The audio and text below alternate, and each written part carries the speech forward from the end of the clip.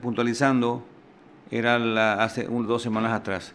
Y para eso, así, ahí ya, estamos con una persona que sabe sobre la justicia restaurativa. ¿Cómo está, doctor Camilo Torres? Buenas tardes. ¿Qué tal, Jota? ¿Cómo te va? Un saludo para vos, para toda la audiencia, y creo que Celsa está contigo, y un Sí, saludo doctor, grande para buenas ella también. tardes, ¿cómo estás? Buenas tardes, Celsa, un gusto volver a hablar contigo después de tanto tiempo, ¿eh? Un gusto estar con ustedes en la radio. Doctor, cuando yo te llamo a ella, pues está a veces trabajando en off ahí, detrás de los cristales, como se dice, en la jerga radiofónica, ¿verdad? En la producción. Ella siempre está tras bambalinas, pero es la que maneja todo, Y ¿verdad? sí, ella es la que Gracias, maneja. doctor. Doctor, realmente últimamente está con mucha actividad. El señor presidente de la Corte te tiene de aquí para allá. Estábamos viendo las noticias, doctor. Sí, vos sabés que estamos con el Centro Internacional de Estudios Judiciales y con la Corte, específicamente con el doctor Antonio Frete, que es el director del CIEG, ¿verdad? Impulsando un poco el tema de la justicia restaurativa en las diversas circunscripciones de la República. Y esto desembocó, JJ, en un gran evento que tuvimos ayer de manera presencial en el primer Congreso de Justicia Restaurativa, donde tuvimos un auditorio de 250 personas presenciales, ¿verdad? Donde se tocaron diversos aspectos de la justicia restaurativa y sobre todo una cuestión que es lo que vos siempre me reclamabas cuando hablamos por la prensa. O sea, digo reclamar en el sentido que siempre me preguntás y pones mucho interés, que es las buenas prácticas de la comunidad con respecto a la reinserción social de los jóvenes, un elemento fundamental de la justicia restaurativa, ¿verdad? Que es que la sociedad, la comunidad esté preparada para aceptar a ese adolescente sin ningún tipo de estigma y sin ningún tipo de animadversión, ¿verdad? En ese sentido te robo un minuto más y te cuento que se presentaron, por ejemplo, las buenas prácticas de la iglesia Casa Madre de Tuparendá, que depende del Chuestan, donde los chicos pueden hacer reinserción social, aprender un oficio, panadería, electricidad, carpintería, huerta orgánica, reciben un salario por irse a ese lugar, reciben una orientación post-penitenciaria y después tienen un acompañamiento para conseguir el primer trabajo oficial.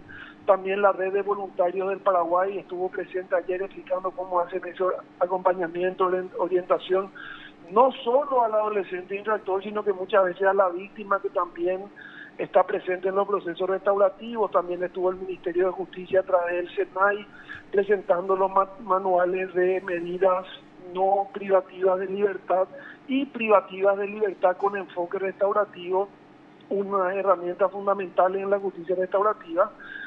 También estuvo el padre William de la iglesia San Antonio de Padua, que tiene un lugar de reinserción social con la problemática que solemos hablar de las drogas, que se inauguró en la ciudad de San Antonio, que trabaja muy de cerca con justicia restaurativa.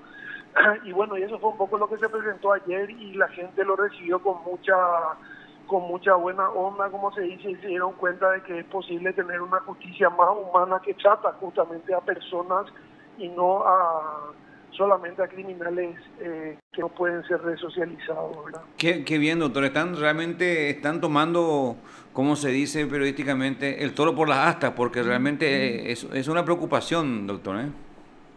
Sí, Jota, vos sabés que queremos dar un segundo paso fundamental, que es llevar estos testimonios a los colegios.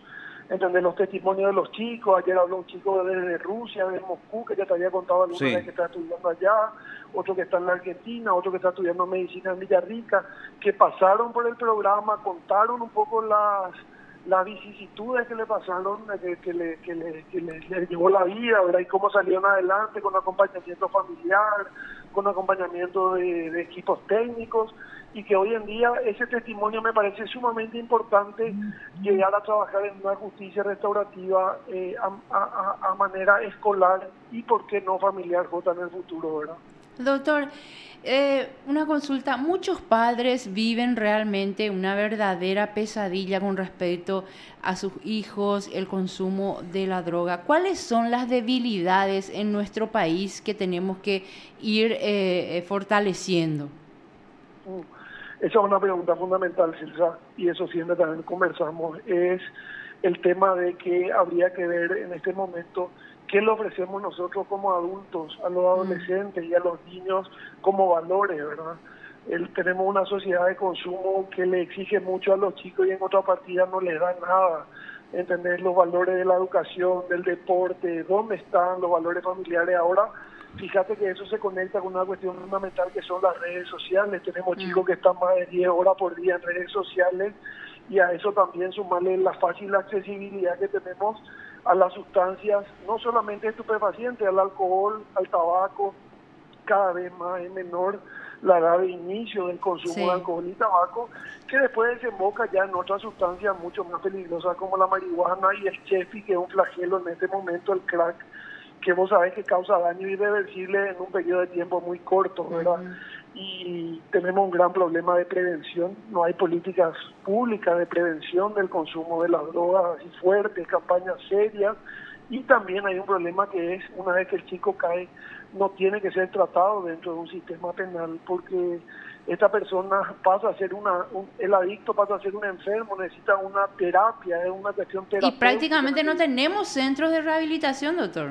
Así mismo, Celso, eso es lo que le dije a Jota la última vez. Tenemos un solo centro de desintoxicación en toda la República que funciona con camas adentro, donde vos podés hacer tu desintoxicación 20 días, pero después en la mayoría de los casos vuelven al mismo entorno, y entonces es como que son más proclives a volver a consumir. Necesitamos hacer el tratamiento completo, la deshabituación, y esa deshabituación se hace en internaciones un poco más prolongadas, de unos 4, 5, 6 meses en granja o en comunidades terapéuticas, ¿verdad? Tratarle a los chicos adictos como delincuentes es un problema que a la larga nos va a traer consecuencias mucho más graves, porque ellos no se recuperan. Y fíjate esta estadística: el 37% de los chicos que cometen un hecho punible contra el patrimonio y consumen sustancias, en la mayoría de los casos es para seguir consumiendo. ¿Entendés lo que te digo? O sea, un chico reduce algo no para comprarse un champión en la mayoría de los casos, no digo en todos los casos, pero es generalmente para comprarse un machepi o marihuana, ¿entendés? O sea, es como que ese círculo no estamos pudiendo cortar, y eso es solamente con campañas de prevención, tanto escolar, familiar y comunitaria, ¿verdad? ¿Qué datos estadísticos más maneja, doctor, respecto a este tema? Y manejamos bastante datos estadísticos. Un dato estadístico muy preocupante es la cantidad de adolescentes, ¿verdad?, que ingresan al sistema. Imagínate, Celsa, que de 239 niños, solamente el 17% terminó el colegio, por ejemplo.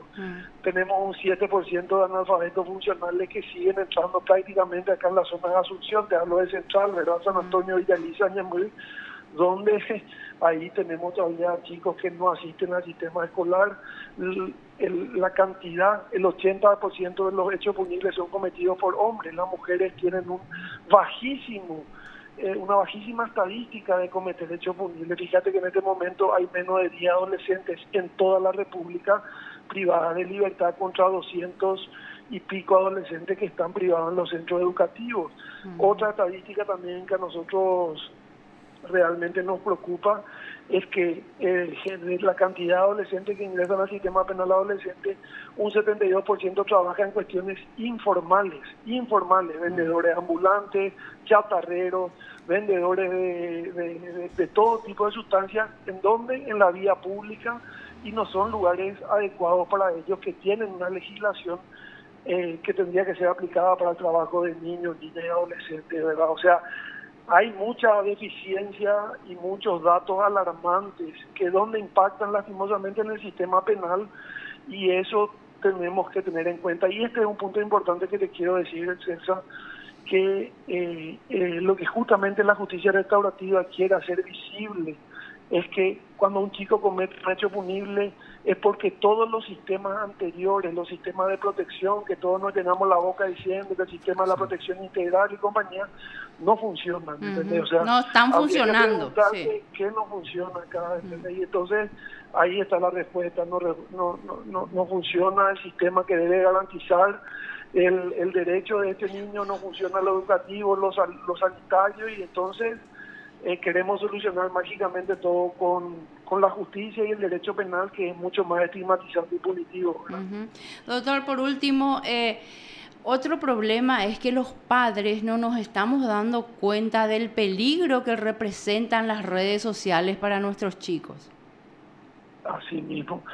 Realmente las redes sociales son súper útiles, las redes sociales nos Por un lado, alcanzan. pero por el otro... Por un lado, sí, no, a eso iba. Por un lado son súper útiles, nos dan la herramienta para conocer todo lo que está ahí en ese universo gigante, todo lo que sea, toda la información. Ahora, ese manejo tiene que ser responsable, tiene que ser controlado por los padres.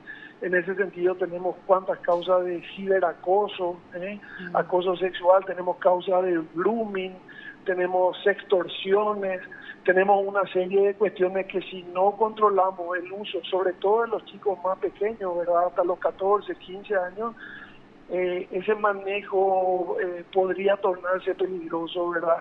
Aparte de eso, tiene consecuencias negativas también, que es el aislamiento del chico. El chico ya no juega fútbol, no se va No hace a la deporte, despensa sí. a comprar nada, incluso quiere dejar el colegio porque está 24 horas frente al play, a las redes sociales.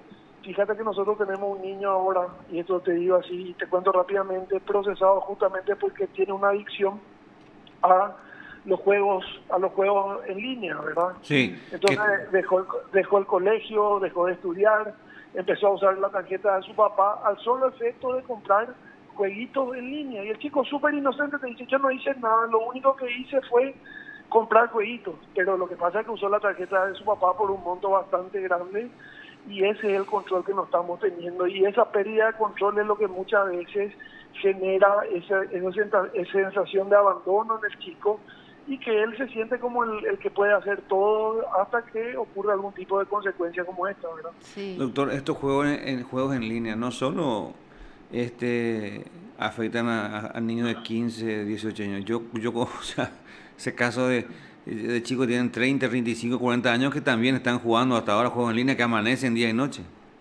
Así mismo, Jota, esa es una realidad. No es solamente privativo de niños y adolescentes, pero lo que pasa es que nosotros tenemos la obligación constitucional, ¿verdad?, que se refleja en el artículo 54, que dice que la familia y la sociedad de Estado Sí. debe velar por esa garantía, por ese derecho del niño. Entonces, ¿qué pasa? Un chico de 30 ya no está en una situación de vulnerabilidad tan Claro. grande como un No, chico de pero- 15, de 12 años, pero es transversal a todas las edades. Como Pero, decía, hay personas de 40 años que están todo el día frente a la computadora. Pero es una realidad, ¿no?, que estamos simplemente acotando Sí. para enriquecer un poco más la noticia, lamentable, pero es triste, pero es así, doctor. Así mismo es, ¿verdad? Y no hay ningún control, ¿entendés? Lo que se tendría que hacer, sobre todo en niños, es tener un control parental, ¿verdad? Ver con quién hablan los chicos, explicarle que no pueden recibir invitación de cualquier persona, que la persona que le invita a jugar tiene que ser una persona conocida, tiene que ser de este país. O sea, hay toda una serie de pasos que uno tiene que saber, sobre todo como adulto, para poder guiar a su hijo en este mundo tan interesante del internet y los juegos en línea, ¿verdad? Doctor, disculpame el tiempo pero que te estoy robando, pero me interesa. Ustedes, al conversar con los chicos, ¿tienen alguna estadística de qué es lo que más consumen los jóvenes? El crack, la cocaína, el chespi. No sé si me explico, doctor. Sí, no, los chicos, como le decía Celta, los chicos, básicamente la droga más consumida o la sustancia estupefaciente más consumida es la marihuana, ¿verdad? O sea, estadísticamente es la que tiene más fácil accesibilidad, es la que se produce en Paraguay y es la que tiene más bajo costo. Pero en los últimos años, del 2018 a esta parte, fue ampliamente superada por el chespi, y eso tiene que alertarnos por el crack, ¿verdad? Por la pasta base de la cocaína, el resto de todo lo que sobra, que mezclan con fluorescente, mezclan con tiza, mezclan con lo que encuentren, con maicena, y eso están consumiendo los chicos, y eso en un periodo de tiempo mucho más breve le produce daño irreparable en el Irreversible. cerebro, los pulmones, irreversible. Estamos teniendo chicos que consumen 40 dosis al día, Jota. Y Dios eso mío. Es una bomba de tiempo, una bomba atómica este Chespi, haciendo entre comillas, doctor, una bomba atómica. Así yo hace rato venimos diciendo, y repercute en una cuestión que no es por ser alarmista, pero ya hablamos contigo de este tema en otras ocasiones. Esto va a repercutir en una cuestión que ahí sí va a producir una alarma muy grande en la sociedad, en la comunidad, que son las pandillas. Después los chicos se van a... Viste como ahí en El Salvador, Mara, pandillas. Sí. Lo que nosotros tenemos acá, yo te decía la vez pasada, son barras bravas, barra de Cerro, de Olimpia, de Guaraní, de Luque, que se reúnen en todos los partidos. Y fíjate que cada vez más chicos pequeños están ingresando a esas barras bravas, amén, Jota, de una cuestión que no se está calculando, que estamos teniendo, y vos sabés mejor que nadie, ustedes que son periodistas saben, el tema del crimen organizado. Y el crimen organizado está permeando también ya en franjas etarias cada vez más jóvenes, ¿verdad? O sea, es como que son ligas menores en algunos casos de estos planes ya mucho más avanzados en cuanto a la delincuencia, ¿verdad? Doctor, por último, estás trabajando en forma, digamos, la Corte está tomando, está llevando esta situación con el doctor Antonio Fretes a la cabeza. ¿Qué se viene ahora, doctor? No, y ahora justamente viene a tratar de replicar el programa de justicia restaurativa en las diversas cabeceras departamentales, ¿verdad? Ir viendo Encarnación, Ciudad del Este, Concepción, armar ahí como polos comunitarios donde la gente pueda buscar una alternativa diferente a la resolución del conflicto desde el punto de vista de la víctima, de la comunidad y del adolescente infractor, y al mismo tiempo trabajar lo comunitario, trabajar eso que te decía, con los colegios, trabajar con la familia, todo lo que sea la restauración de los daños que puede producir el delito. Sí. Bueno, doctor Camilo Torres, mira, los micrófonos del radar están abiertos cuando vos quieras, este es el espacio de ustedes. Disculpanos que te molestemos cada tanto, pero es una preocupación que tenemos porque vemos que a diario hay casos y casos, y vemos también el trabajo que ustedes están haciendo últimamente con el doctor Antonio Fretes a la cabeza, doctor Camilo. Sí, señor, a la ONJ también nosotros estamos siempre firmes cuando ustedes digan, y sobre todo para dar a conocer un poco más de los beneficios de la justicia restaurativa y de lo importante que es hablar de la prevención y de la reinserción social. Muchas gracias a vos, Jota, y a Celsa, a la orden de siempre. Gracias, doctor. Hasta luego. Éxito. Éxito y fuerza, doctor. Lo escuchaste aquí en PDS. Mario Camilo Torres, juez penal de adolescencia. Bueno, estuve explicando Él con es también números. nuestro secretario de capacitación de la